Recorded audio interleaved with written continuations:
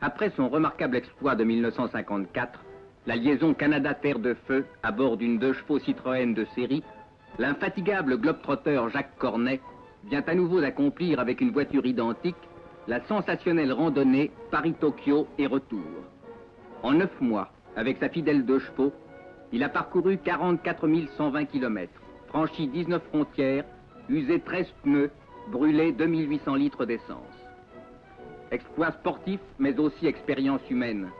Jacques Cornet et son équipier Georges Kim ont vu changer au fil des kilomètres les visages, les mœurs, les régimes, les décors de l'Asie bouleversée. Chaque pays leur a réservé son lot de surprises, bonnes ou mauvaises, et d'incidents cocasses ou dramatiques. Compagnes fidèles, à la mémoire imperturbable, leur caméra a su graver pour nous quelques images trop fugitives d'une étonnante odyssée.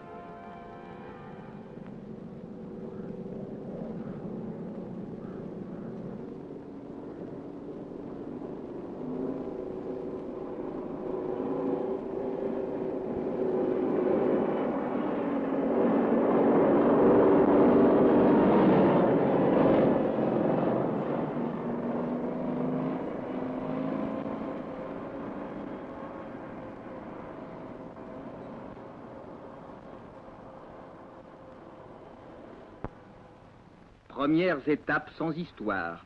Italie, Yougoslavie, Grèce, Turquie. La 2 chevaux roule bon train et amène nos 2 voyageurs en vue des minarets de Sainte-Sophie, la célèbre mosquée d'Istanbul.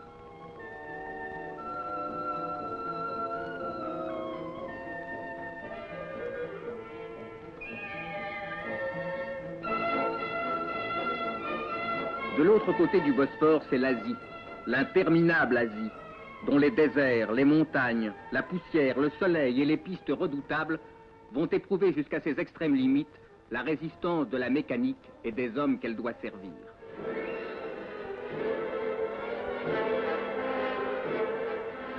Après les paysages lunaires de Cappadoce, aux curieux rocs creusés de chapelles et de tombeaux, les voyageurs pénètrent en Syrie.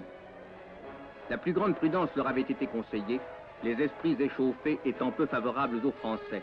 Aussi, pour éviter les incidents, ils décident de se faire passer pour des touristes canadiens en remplaçant la cocarde tricolore du capot par la pancarte Canada-Tokyo.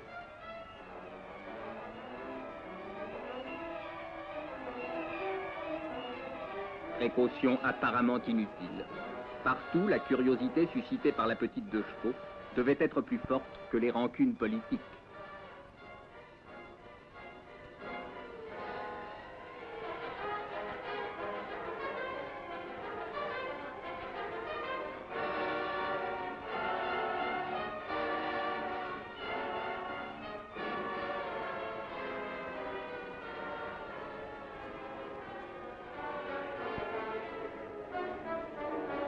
En forme de cône confère au paysage un petit air soudanais que ne dément pas le flegme imperturbable du chameau, très imbu de sa supériorité. Il sait bien que la 2 chevaux ne le surpassera jamais, non pas tant à cause de sa sobriété, au moins égale, mais de l'utilisation comme combustible de ses, disons, productions naturelles, dans un pays où le bois fait cruellement défaut.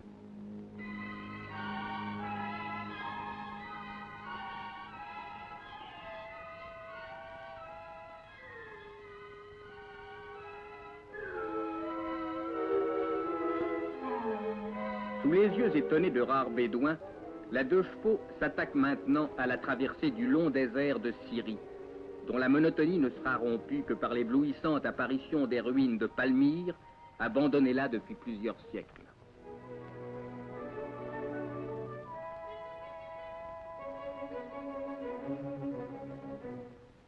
C'est peu après Bagdad que l'heureux événement se produisit. Là, notre 2 chevaux, voulant faire mieux que la montagne de la fable, accoucha d'un ânon, fort bien constitué, ma foi.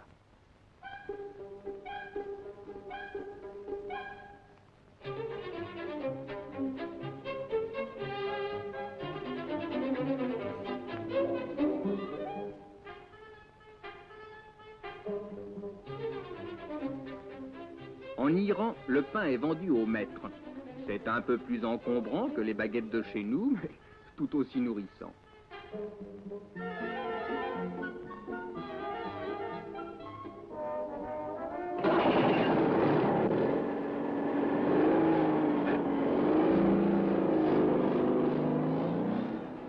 sortie de Téhéran, la pluie accueille les voyageurs. Elle les escortera sans relâche à travers la Perse et l'Afghanistan, obligeant la 2 chevaux à patauger dans d'infâmes bourbiers.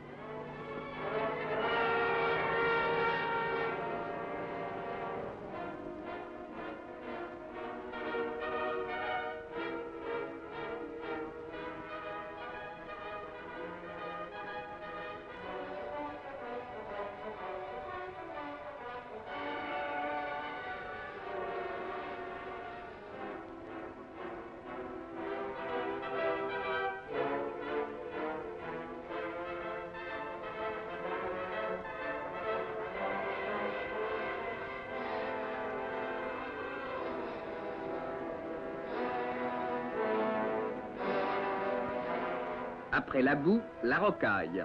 Arrachant ses pneus aux aspérités du chemin, la 2 chevaux escalade gaillardement des kilomètres de raidillons accoutumés au lent balancement des caravanes.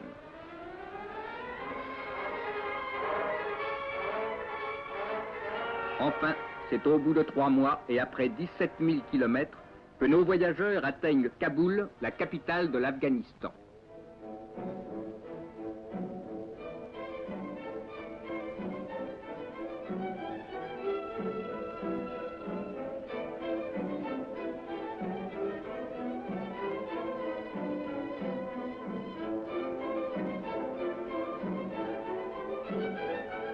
Puis, le premier éléphant rencontré sur la route annonce l'Inde.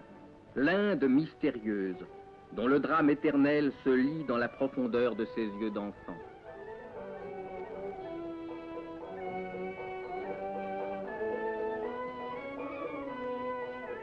Le temple d'or d'Amritsar marque le haut lieu de la confrérie religieuse des Sikhs. Ces redoutables guerriers, obstinément attachés à leurs coutumes, dont la plus célèbre est le port de la barbe, ne dédaignent pas cependant de sacrifier au progrès en troquant leur noble coursier contre un véhicule beaucoup plus prosaïque.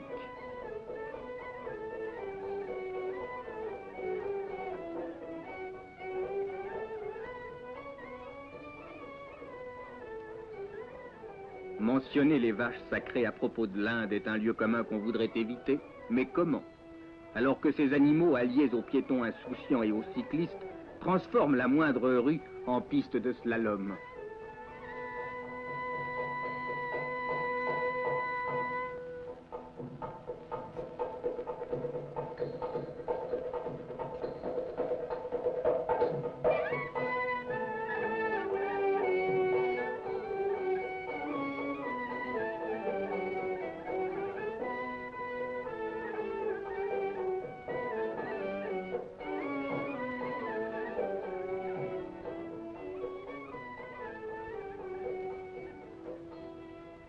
De pénibles cortèges se hâtent vers les bords du Gange. Ce sont les morts qu'on conduit au bûcher. Tout au long des berges du fleuve sacré s'élèvent les fumées d'horribles holocaustes. Et dans l'eau souillée qui recueille les cendres, des pèlerins venus de très loin se baignent, boivent et prient.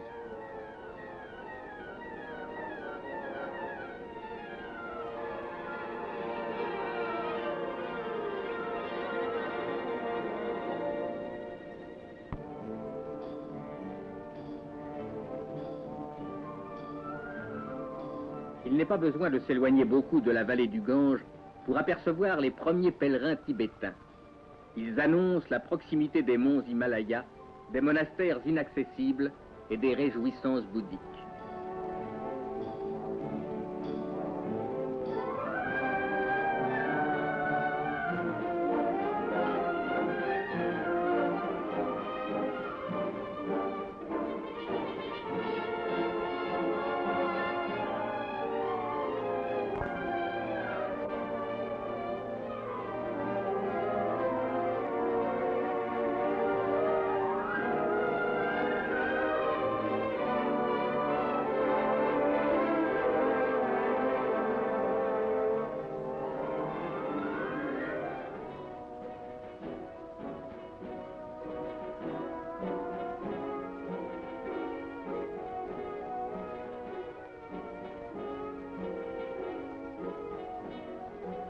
Après Calcutta, c'est la végétation luxuriante de Birmanie, dont la frondaison se mire dans l'eau calme d'innombrables rivières.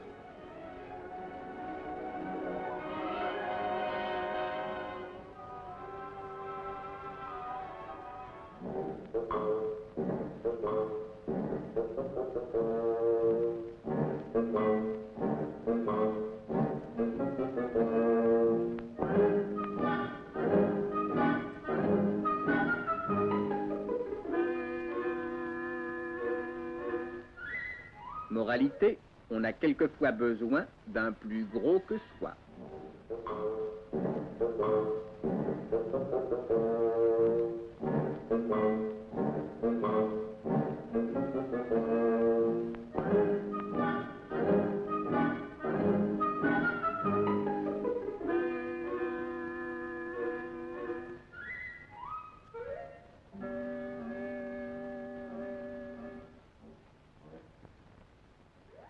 Une panne d'essence est facilement réparable.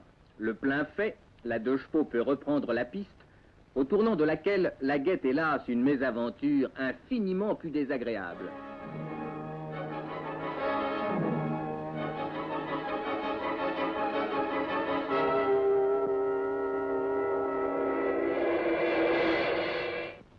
Et voilà, cette fois, c'est sérieux.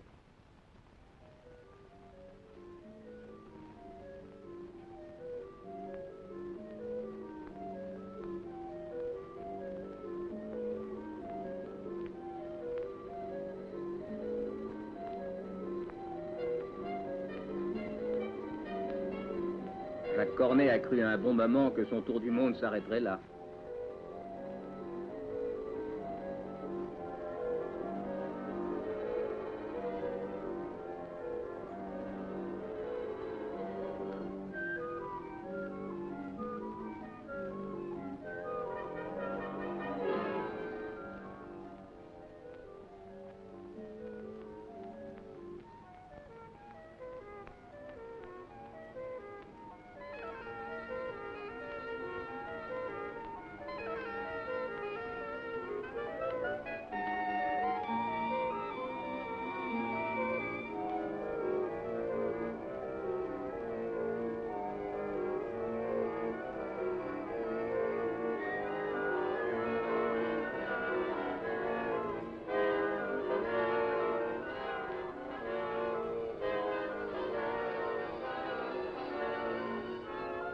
Mais quelques heures plus tard, la 2 chevaux ronronne de plus belle et sans autre incident atteindra Bangkok, la ville aux 1000 pagodes.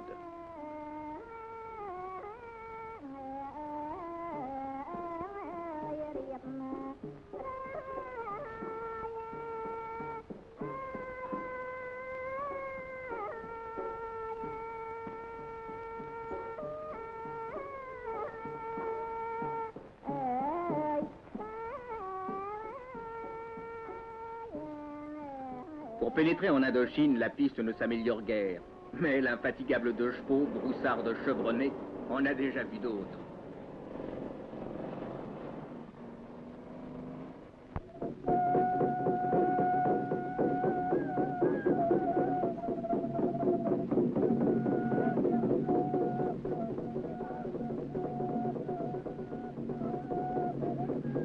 Les populations Moy des hauts plateaux d'Annam sont probablement les plus primitives que nos voyageurs aient rencontrées sur leur route, comme aussi les plus sympathiques, cela va de pair.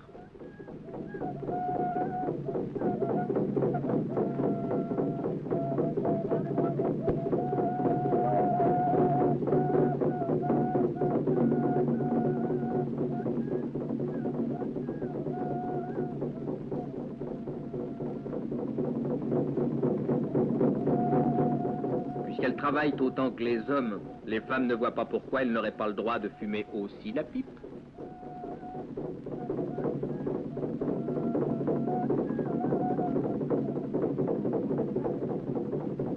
De Saigon, le passage par la Chine communiste leur ayant été refusé, la 2 chevaux et ses occupants prennent le bateau pour le Japon.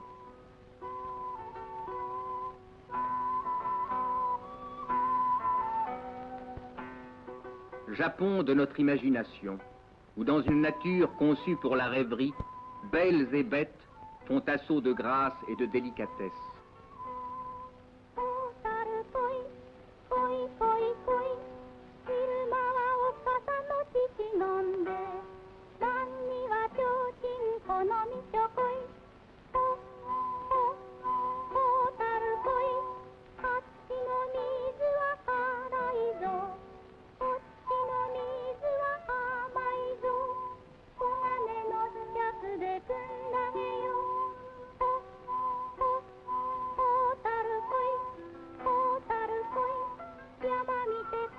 Japon des estampes, que le Fujiyama couronne de l'harmonieuse perfection de ses lignes.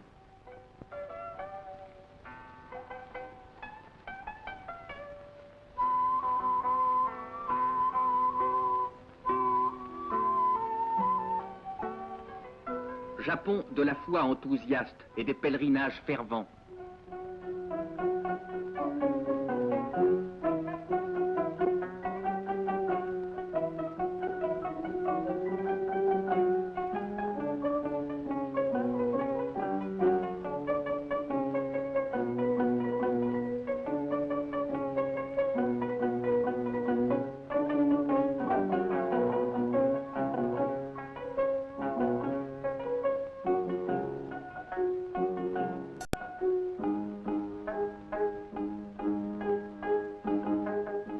Il est à noter que ces exercices de mortification dans un temple au pied du Fujiyama se déroulent par 10 degrés en dessous de zéro.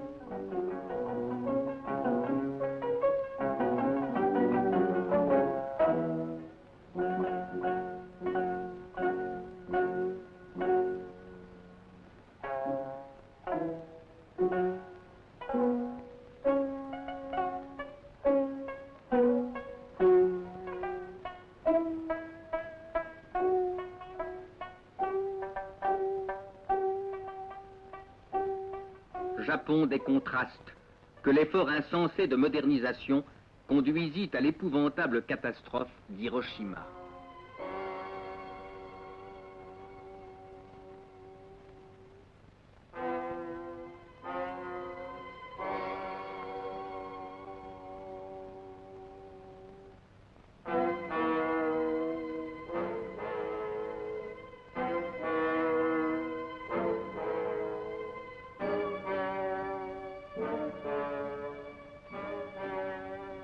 Japon laborieux, débordant de vie et d'inaltérable espoir, qui dans la boue et la misère se forge des lendemains meilleurs.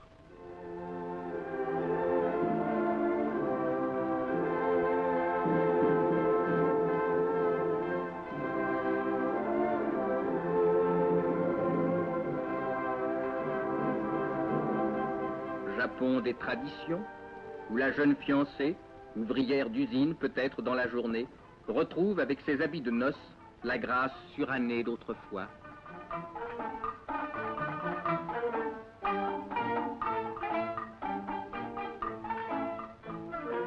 Où le moine mendiant, dissimulant sa honte sous un profond panier, s'en va depuis des siècles de porte en porte, quêter sa subsistance en jouant de la flûte.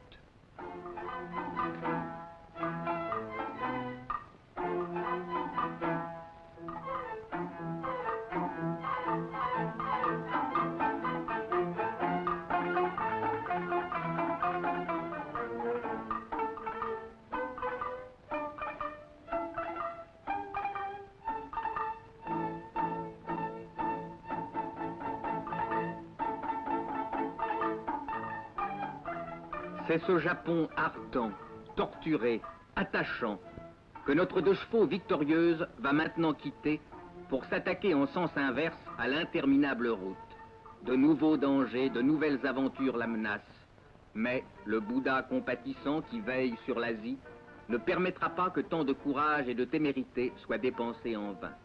Le 19 avril 1957, le raid Paris-Tokyo s'achève sur la butte Montmartre, marquant en un bel exemple de volonté, le triomphe d'une petite voiture française dont les qualités d'endurance et de robustesse n'ont d'égal que sa modestie.